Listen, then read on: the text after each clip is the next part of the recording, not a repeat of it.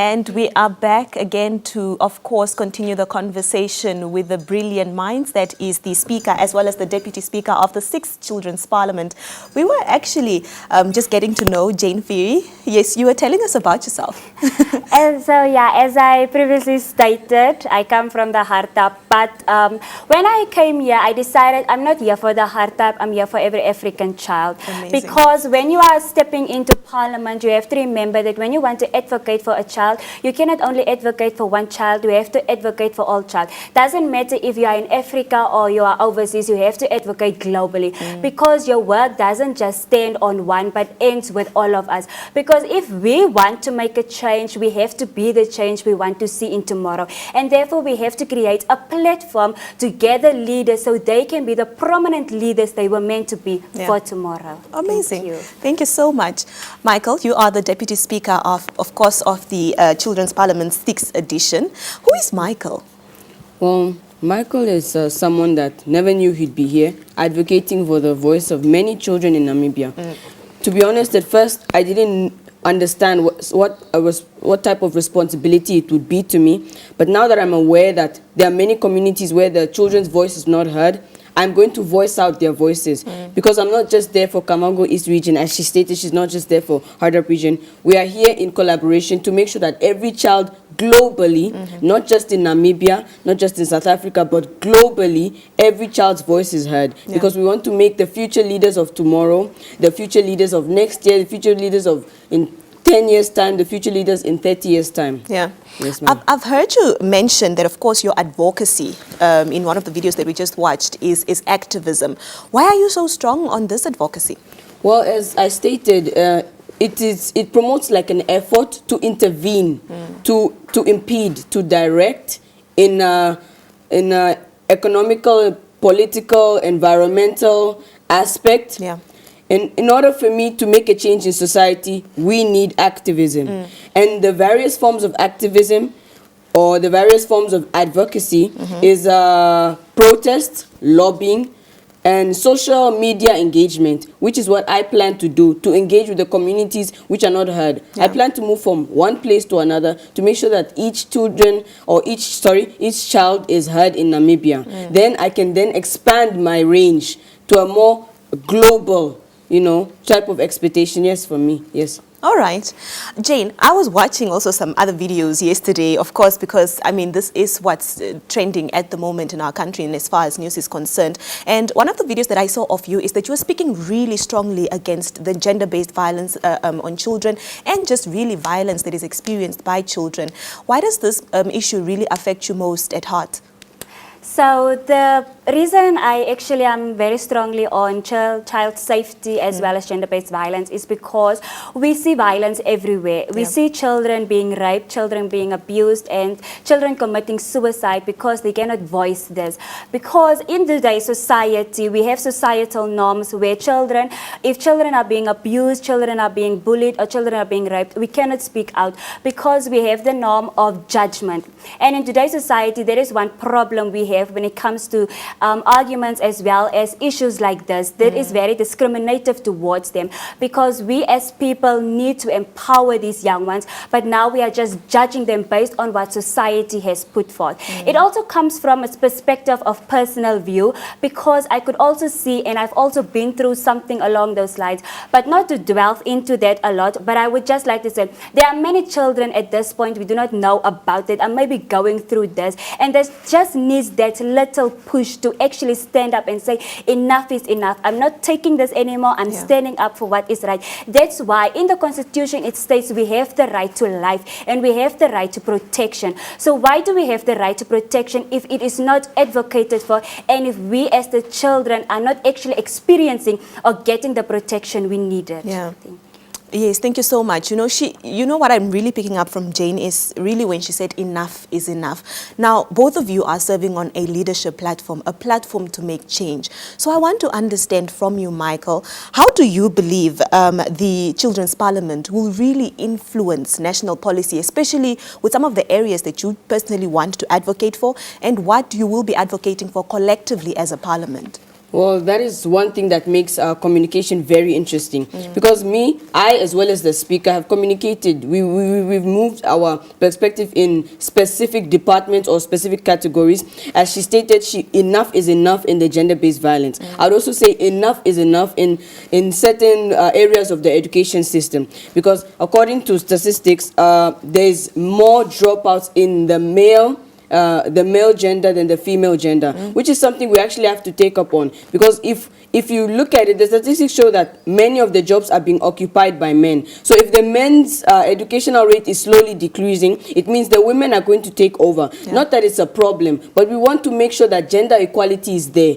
We want to make sure that the children, every child in Namibia is heard for. We want to make sure that they feel appreciated, and we can't do that if society is only focusing on one specific gender. Okay. Jane, how do you think the Children's Parliament what role will they play in influencing national policy making? When it comes to influencing national policy, I strongly believe that we can actually make a change. Because not only we as the people, parliamentarians in the chamber, but when it comes to overall empowerment, we will look at engaging. We need to look at the feedback and the ideas of those that are not sitting with us in those chambers. Because most importantly, we are not just there for us, but we have to listen to the voices of thousands out there. Because if we are collectively trying to get an inclusive agreement on a specific issue, we have to exclude biasness as well as discrimination.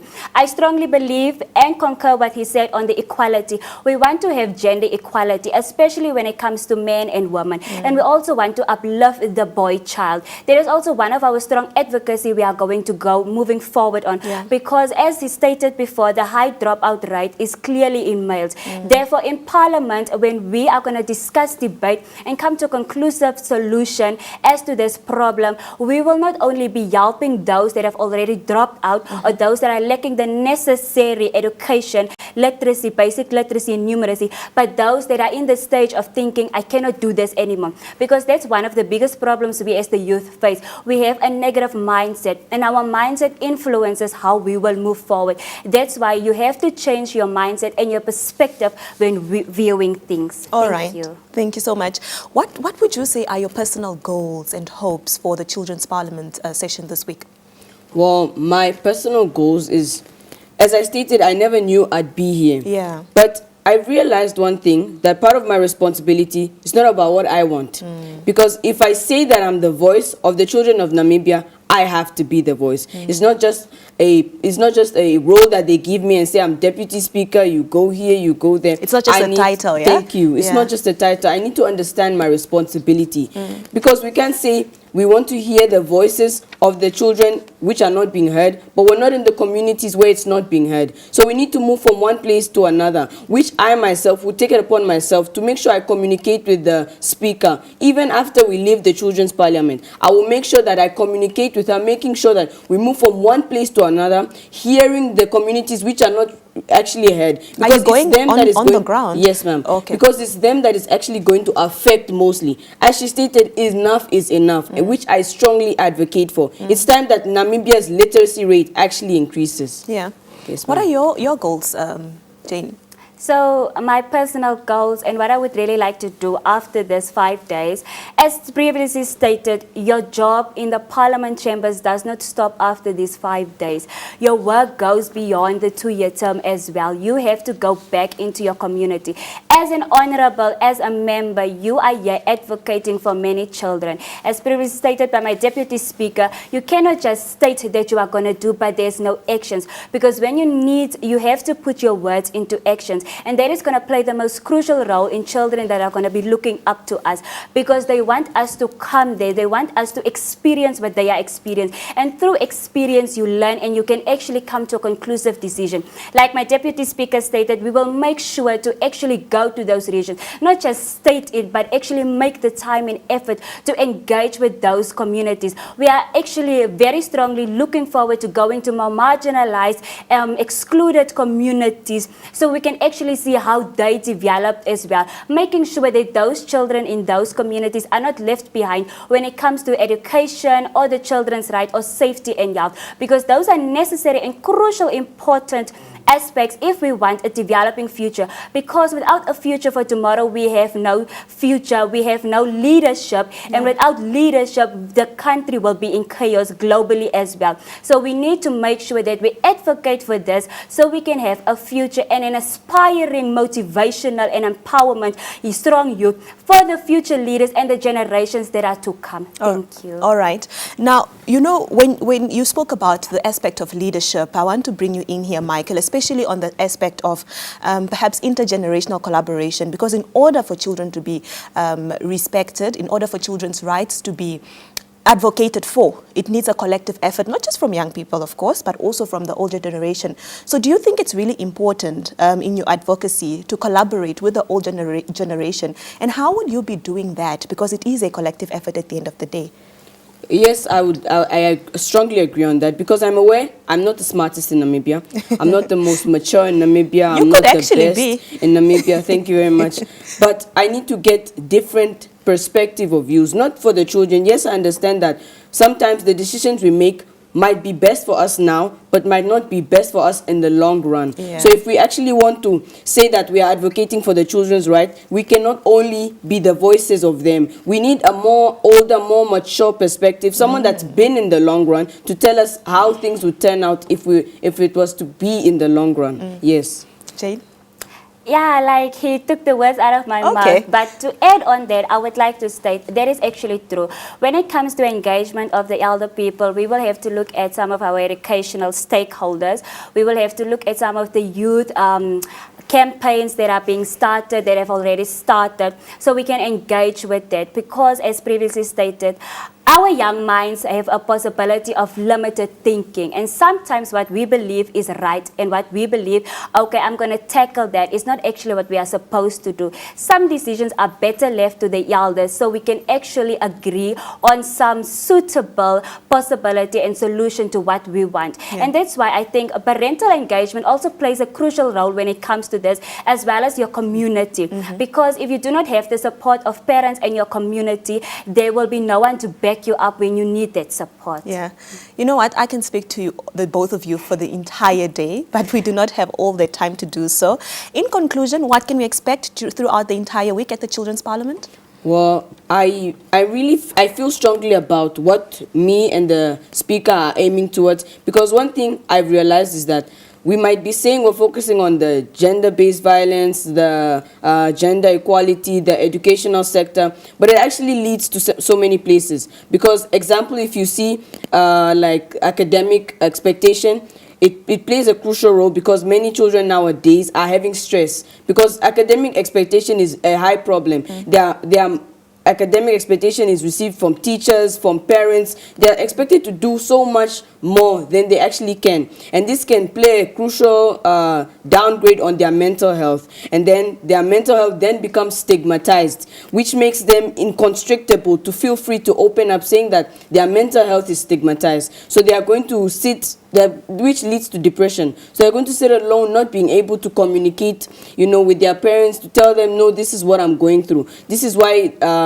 the suicide rate is actually increasing, because their mental health, how they are feeling is actually being stigmatized. So we need to hear them. We need them to open up to us. That is why, you know, I feel happy about the Children's Parliament, because many children don't feel comfortable speaking to the older generation, but they might feel comfortable speaking to me and my speaker as well. Yeah.